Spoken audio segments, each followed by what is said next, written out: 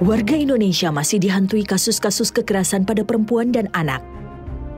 Belum lagi tindak pidana perdagangan orang yang masih marak terjadi dan memakan banyak korban. Untuk memutus mata rantai kejahatan ini, Bareskrim Polri diperkuat dengan hadirnya direktorat baru, yakni Direktorat Tindak Pidana Pelindungan Perempuan dan Anak dan Pemberantasan Perdagangan Orang atau Ditipit PPA-PPO. Direktorat yang diresmikan sejak Oktober 2024 didirikan untuk mengoptimalkan fungsi penegakan hukum dan upaya pencegahan serta menurunkan angka kasus kekerasan dan perdagangan orang. Ya, sebagaimana kita ketahui bersama bahwa tugas daripada Ditipit PPA dan PPO yaitu melaksanakan penyelidikan dan penyidikan tindak pidana kekerasan terhadap perempuan, anak, dan kelompok rentan lain serta perdagangan orang dan penyelundupan manusia, serta juga memberikan perlindungan terhadap korbannya. Dalam upaya mengoptimalkan penanganan berbagai kasus kejahatan, Direktorat Tindak Pidana PPA-PPO membawahi 3 subdirektorat yang masing-masing memiliki 5 unit kerja. Subdirektorat 1 menangani kekerasan terhadap perempuan dan kelompok rentan lainnya. Selanjutnya Subdirektorat 2 yang berfokus dalam menangani kasus kekerasan terhadap anak. Terakhir, Subdirektorat 3 yang menangani tindak pidana perdagangan orang atau TPPO. Perdagangan orang adalah salah satu ancaman terbesar yang dihadapi Indonesia saat ini. Data Direktorat Tindak Pidana PPA-PPO menunjukkan ratusan hingga ribuan warga negara Indonesia menjadi korban kasus perdagangan orang, baik yang terjadi di dalam maupun di luar negeri. Terkait dengan angka tindak pidana perdagangan orang untuk tahun 2025 sampai dengan semester 1 ini mengalami penurunan dibandingkan dengan tahun 2023, di mana tahun 2023 tersebut terdapat sebanyak 1.061 laporan polisi, sedangkan sampai dengan saat ini untuk tahun 2025 ini semester 1 baru 252 laporan polisi. Terkait dengan jumlah korban, kita memang agak ada beberapa peningkatan karena terkait dengan masalah pemulangan yang dari korban kasus judi online ataupun scammer yang kemarin dipulangkan dari Myanmar dan dari Kamboja. Terkait jumlah korban banyak karena ada satu pelaku yang memang dia merekrut lebih dari 1 orang. Jadi terkait dengan hal tersebut jumlah korbannya juga jadi banyak. Jadi terkait dengan pelaku ini, 1 laporan polisi, 1 pelaku, bisa jadi dia merekrut ada lebih dari 1 orang. Modus tindak pidana perdagangan orang kini semakin masif dan kompleks. Bahkan kini, pelaku memanfaatkan kecanggihan teknologi digital untuk menciptakan wajah baru eksploitasi manusia yang kian sulit dikenali. Kita bedakan dulu ya, terkait dengan kasus tindak pidana perdagangan orang ini, kami mengibaratkan TPPO ini sebagai suatu wadah atau suatu ember yang berisi air. Nah, air ini sumbernya ada yang dari pekerja migran non-prosedural, ada kasus terkait dengan masalah prostitusi, ada kasus terkait dengan masalah eksploitasi anak ataupun eksploitasi perempuan, dan juga ABK dan lain sebagainya. Nah, yang paling banyak mengisi wadah TPPO ini, kasus ini, modusnya itulah terkait dengan masalah pekerja migran non-prosedural. Untuk daerah-daerah kantong pekerja migran itu banyak dari daerah NTT, daerah NTB, daerah Sulawesi, daerah Sumut. Nah, untuk penyebarannya itu ada di wilayah sekitar Asia seperti kayak dari Malaysia, terus kemudian di Vietnam, kemudian Filipina, dan juga bahkan sampai juga ke daerah Timur Tengah. Bahkan saat ini juga ada beberapa korban yang sudah melaporkan melalui perwakilan Indonesia yang ada di luar negeri, itu ada di sebagian di negara Eropa. Nah, sekarang itu dari daerah Myanmar dan juga dari daerah Kamboja, karena mereka banyak yang dipekerjakan di sektor judi online dan juga sektor scammer. Memberantas tindak pidana perdagangan orang bukanlah perkara mudah. Banyak tantangan dan faktor yang membuat kejahatan ini menjadi sangat kompleks. Mulai dari sifat kejahatannya yang seringkali tersembunyi, jaringan pelaku yang luas, hingga kurangnya kesadaran masyarakat akan bahaya perdagangan orang. Pada periode Januari hingga Juni 2025, Direktorat Tindak Pidana PPA-PPO berhasil mengungkap 11 kasus TPPO. Kasus-kasus ini menggunakan modus pekerja migran non-prosedural, penipuan daring atau online scam, serta pengantin pesanan yang tersebar di berbagai negara. Dari 11 kasus, polisi berhasil menyelamatkan 24 korban dan menangkap 13 tersangka. Mereka tereksploitasi secara fisik, secara finansial, dan juga lain sebagainya. Kalau mereka sudah tereksploitasi, berarti banyak yang akan mengalami lagi terkait dengan kerugian-kerugiannya. Dari pihak keluarga, kemudian dari pihak dirinya sendiri juga. Bahkan negara juga mengalami kerugian. Nah, harapan saya adalah kami mampu dan bisa meminimalisir terkait dengan saudara-saudara kita yang yang dieksploitasi dan sehingga berkembang menjadi perdagangan orang tersebut. Angkanya ini cukup memprihatinkan karena kalau kita lihat kejahatan terhadap anak ini terus meningkat.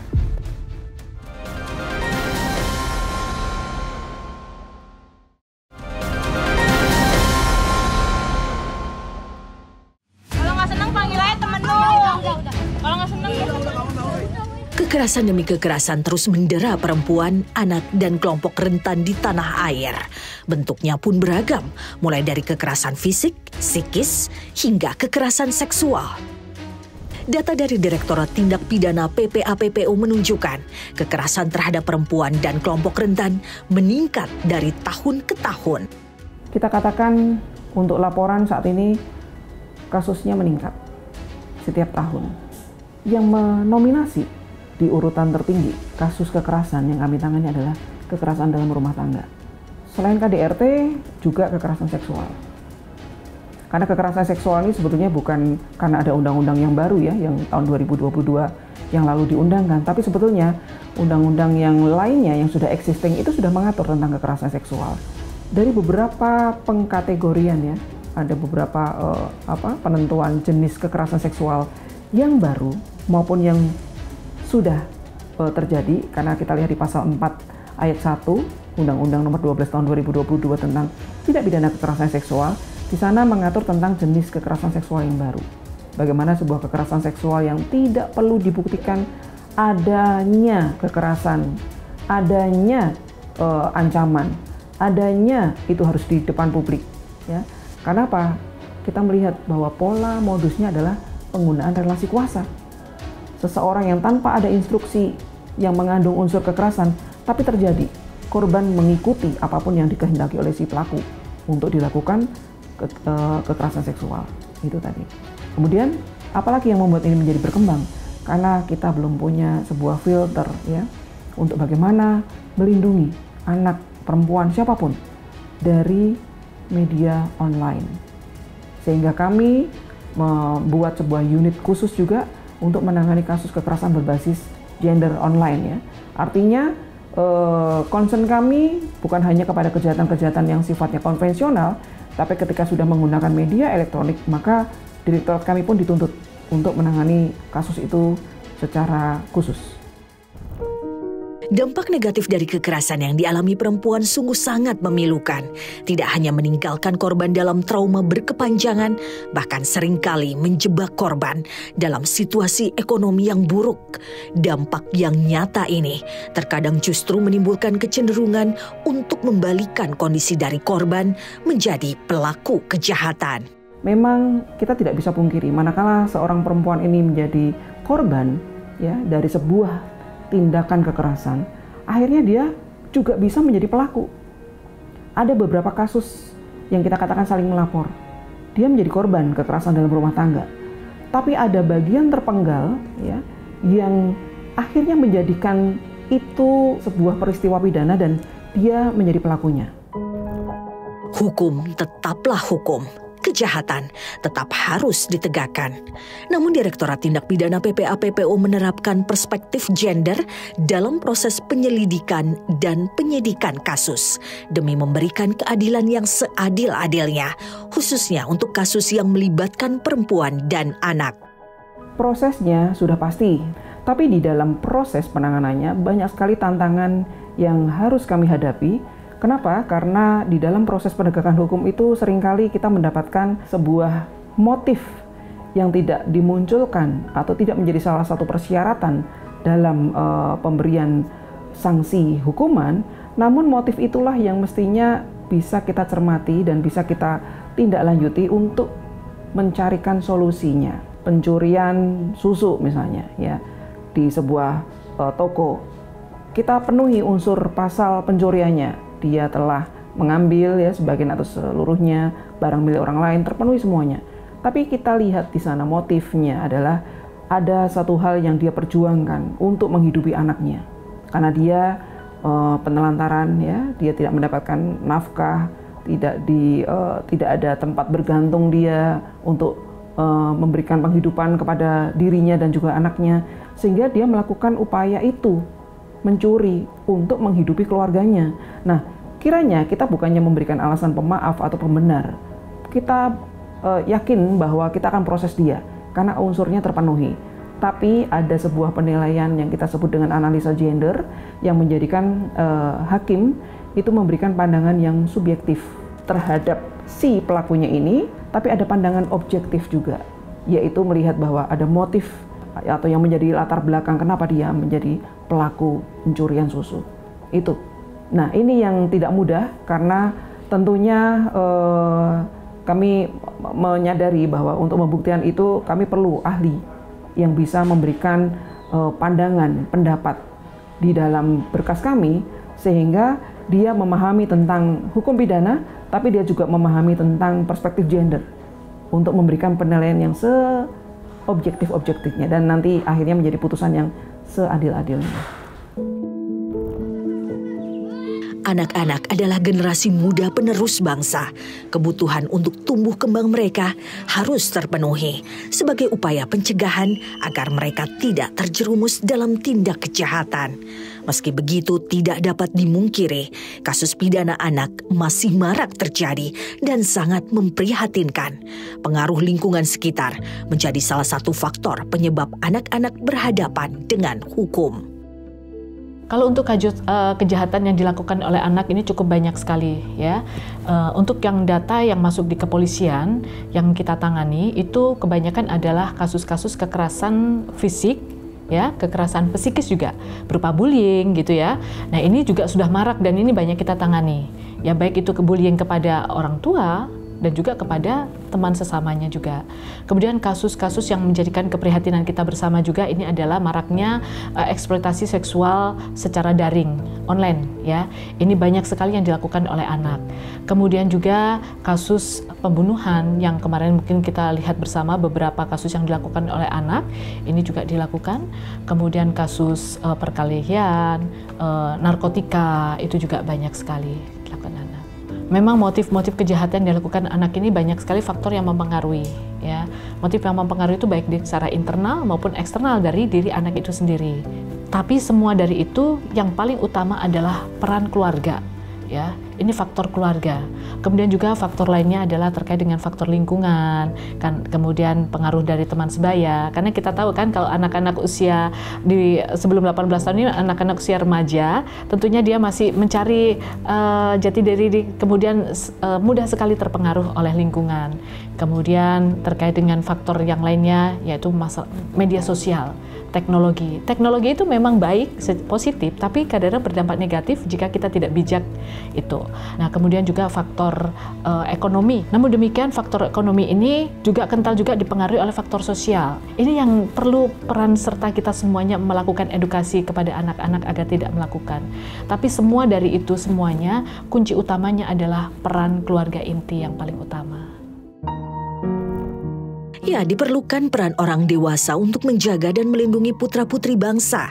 Anak-anak tak hanya rentan menjadi korban kekerasan, tetapi juga kerap terjerumus menjadi pelaku kejahatan. Data Direktorat Tindak Pidana PPA PPO menunjukkan angka kejahatan pada anak sangatlah fantastis dan terus meningkat dari tahun ke tahun. Angkanya ini cukup memprihatinkan. Karena kalau kita lihat kejahatan terhadap anak ini terus meningkat. Angka itu kan seperti angka di gunung es ya. itu masih di atas permukaan seperti itu. Itu angka semakin banyak ya, karena masyarakat semakin berani melaporkan ya, tetapi tidak apa-apa. Kita siap, kemudian kita bagaimana upaya untuk segera memberikan pertolongan kepada korban. Dalam menangani kasus-kasus kekerasan terhadap perempuan, anak, dan kelompok rentan, tentunya dibutuhkan kehati-hatian dan strategi yang matang. Kerjasama lintas sektoral diperlukan, tidak hanya untuk menyelesaikan perkara, tetapi juga memberikan perlindungan yang semestinya kepada korban. Hal ini penting dilakukan agar trauma yang sudah tergores pada korban tidak semakin berkepanjangan. Jadi pada saat Direktorat Tindak Pidana Pelindungan Perempuan dan Anak dan Pemberantasan Perdagangan Orang ini menangani kasus-kasus yang melibatkan anak, baik itu anak sebagai korban, anak sebagai pelaku, ya, tentunya kita sudah ada aturan mainnya, di mana kita pada saat menangani anak ini yang paling utama ini kita tidak bisa langsung serta-merta langsung menyentuh anak penyidik. Tentunya kita bekerja sama dengan para pendamping, ya, para psikolog, di antara ada UPTD dengan Peksos, ini yang mengetahui kondisi psikologi anak tersebut. Nah, disitulah yang kemudian dari mereka menginformasikan anak sudah siap dimintain keterangan. Tentunya kita baru lakukan permintaan keterangan. Tentunya dalam perlindungan ini bagaimana kita untuk memberikan perlindungan kepada anak ini untuk menjerat pelakunya dengan pasal-pasal yang berlapis untuk memberikan efek jera. Kemudian jika anak ini sebagai pelaku, ya, tentunya kita di Indonesia ini sudah ada namanya sistem peradilan pidana anak yang diatur di situ. Itu sudah ada mekanismenya, di mana kita melakukan pendekatannya dengan cara keadilan restoratif, di mana di situ ada aturan mainnya. Ini bagaimana untuk bisa mengembalikan kondisi awal, ya, kondisi awal kehidupan sosial, ya, dari anak, pelaku dan korban, ya. Kemudian juga kita bagaimana untuk menghindarkan anak ini dari sistem peradilan yang formal, dan juga untuk memberikan kesempatan kepada anak ini untuk bisa memperbaiki diri, dan juga kita mencoba untuk menciptakan situasi anak ini agar bisa kembali pulih seperti kondisi semula, seperti itu. Ketika kita menangani sebuah perkara, maka perlu ada pemberian hak daripada korban. Ada 3 hak korban yang harus kita penuhi dalam setiap penanganan kasusnya. Pertama adalah hak penanganan, yang kedua adalah hak pelindungan, yang ketiga adalah hak pemulihan.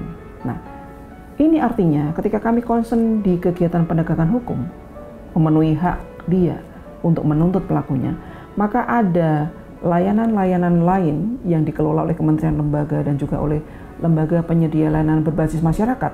Mereka lah yang akan kita integrasikan dalam sebuah sistem layanan terpadu, jadi jelas siapa berbuat apa. Artinya ketika kami concern di urusan penegakan hukum, maka pada saat proses penyidikan kami, si korban ini sudah tertangani, karena dia akan dilakukan asesmen kebutuhan. Dilihat apa saja yang dibutuhkan oleh si korban. Kebutuhan akan pendampingan secara psikis, pengobatan secara medis, pendampingan hukum, atau yang lainnya, penerjemah, termasuk juga kepada kaum, ya, rekan kami yang menjadi penyandang disabilitas pun juga harus kita penuhi haknya untuk dia mendapatkan akses, ya, dari keadilan yang dia sedang upayakan. Artinya semua layanan ini memang sudah terpadu secara komprehensif disediakan oleh negara, dimulai dari kami awal mula menjadi ujung tombak menerima laporan, pengaduan, sampai dengan bagaimana nanti dipastikan pasca putusan dia pulih dengan sistem yang sudah terpadu dan terintegrasi. Keadilan bukan hanya tentang menghukum orang yang bersalah, tetapi memastikan orang yang lemah dan dirugikan itu terlindungi.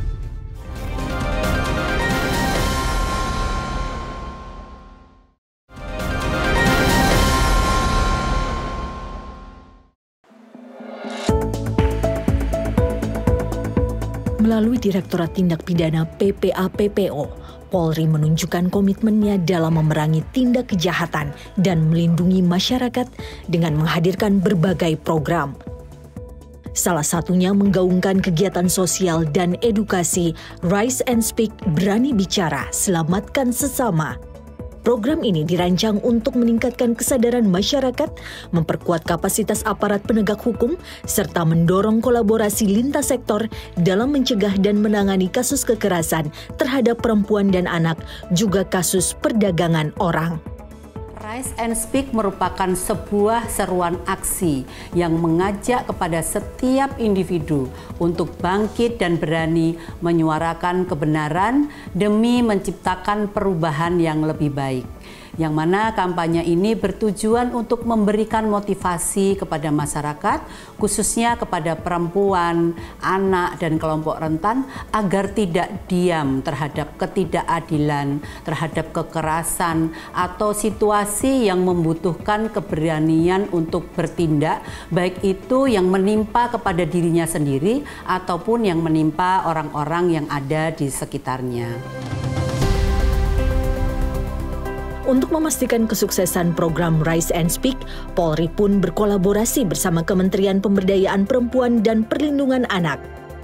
Kolaborasi dalam konteks bagaimana menggugah seluruh masyarakat Indonesia apabila menyaksikan dan juga mengalami hal-hal kekerasan untuk segera melakukan aksi, yaitu melalui program-program kalau di Direktorat PPA PPO Baris Krim Polri itu dengan menyebutkan Rise and Speak. Melalui mekanisme apa? Tentunya kalau di Kementerian PPPPA kita memiliki sebuah layanan call center Sapa 129, Sahabat Perempuan dan Anak 129, dan juga melalui WhatsApp yang bisa sangat mudah dihubungi oleh masyarakat dengan nomor telepon 08 111 129 129.